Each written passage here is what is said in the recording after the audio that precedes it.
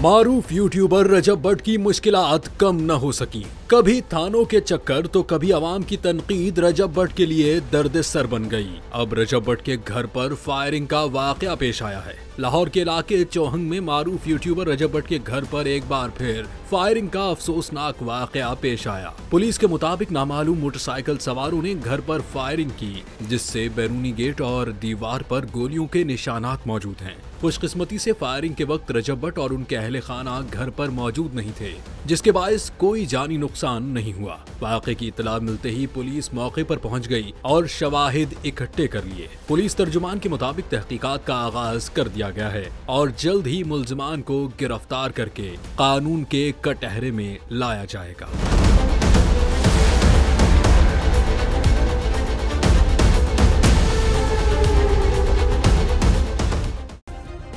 Subscribe करें और bell दबाएं ताकि कोई खबर रह न जाए।